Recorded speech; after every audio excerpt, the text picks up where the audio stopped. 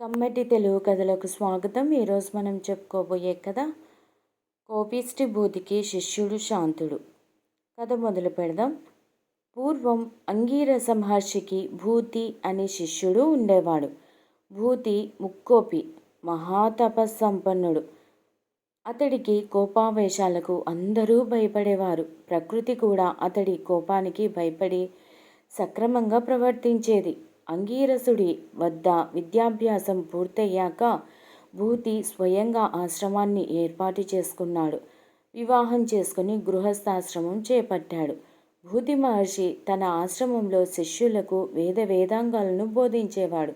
అతడి ఆశ్రమం నిత్యాగ్నిహోత్రంతో వేద మంత్రాలతో కలకల్లాడుతూ ఉండేది. భూతి కోపాన్ని ఎరిగిన శిష్యులు అతడికి కోపం రాకుండా వినయంగా మసులుకుంటూ శుశ్రూషలు చేసేవారు. భూతి మహర్షికి సువర్చుడు అనే సోదరుడు ఉన్నాడు. సువర్చుడు ఒకసారి యాగాన్ని చేయాలనుకున్నాడు. యాగానికి రమ్మంటూ సోదరుడు భూతిని ఆహ్వానించాడు. సోదరుడి యాగానికి వెళ్ళాలని నిశ్చయించుకున్న భూతి తన శిష్యుల్లో శాంతుడు అనేవాణ్ణి పిలిచి ఆశ్రమ బాధ్యతలను అప్పగించాడు. నేను తిరిగి వచ్చేంత వరకు ఆశ్రమంలో అగ్నిహోత్రం చల్లారకూడదు. అగ్నిహోత్రం చల్లారకుండా ఉండేందుకు నిత్య హోమాలు కొనసాగేలా చూడు అని ఆజ్ఞాపించి సోదరుడి యాగాన్ని చూడటానికి బయలుదేరాడు. ఒకరోజు శాంతుడు మిగిలిన శిష్యులు ఆశ్రమానికి సంబంధించిన వేరే పనుల్లో ఉండగా అగ్నిహోత్రం చల్లారిపోయింది. అది చూసిన శిష్యులు గురువు తిరిగి వస్తే తమను ఏమని శపిస్తాడోనని భయపడుతూ గజగజలాడారు. జరిగిన దానికి శాంతుడు మరింతగా దుఃఖించాడు. గురువు తనకు ముఖ్యమైన బాధ్యత అప్పగించినా అది సక్రమంగా నిర్వర్తించలేని తన అసమర్థతకు, నిర్లక్ష్యానికి విపరీతంగా బాధపడ్డాడు.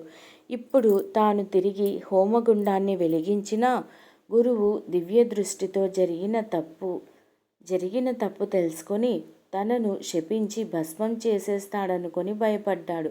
ఇలాంటి విపత్కర పరిస్థితిలో ఇప్పుడు ఏం చేయాలని పరిపరి విధాలుగా ఆలోచించాడు.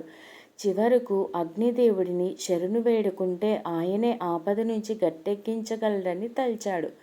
నమః సర్వభూతానాం సాధనాయ మహాత్మనే ఏక పంచదిష్టాయ తాజాసూయే షడాత్మనే అంటూ అగ్నిదేవుణ్ణి స్తుతిస్తూ ఆశువుగా స్తోత్రం పలికాడు. ఓ అగ్నిదేవ, దేవతలందరికీ ముఖానివి నీవే. హోమ యజ్ఞాలలో సమర్పించే హవిస్సులను, ఆజ్యాన్ని ఆరగించి దేవతలందరికీ తృప్తి కలిగిస్తున్నావు. దేవతలందరికీ నువ్వే ప్రాణస్వరూపుడివి. హుతాశన విశ్వనామధేయం గల నీ జిహ్వ ప్రాణులందరికీ శుభాలను ప్రసాదిస్తుంది. ఆ నాలుకతోనే మహాపాపాల నుంచి, భయాల నుంచి మమ్మల్ని రక్షించు. నా అశ్రద్ధ వల్లనే హోమగుండం చల్లారిపోయింది. నన్ను అనుగ్రహించు అని ప్రార్థించాడు. శాంతుడి ప్రార్థనకు అగ్నిదేవుడు సంతుష్టుడయ్యాడు. వెంటనే అతడి ముందు ప్రత్యక్షమయ్యాడు. వత్సా, ఏమి నీ కోరిక? ఏ వరాలు కావాలో కోరుకో అని అడిగాడు. దేవా, నా అలక్ష్యం వల్ల హోమగుండం చల్లారిపోయింది. ఈ హోమగుండంలో పూర్వం నుంచి ఉన్న విధంగానే అగ్ని నిలిచి ఉండాలి.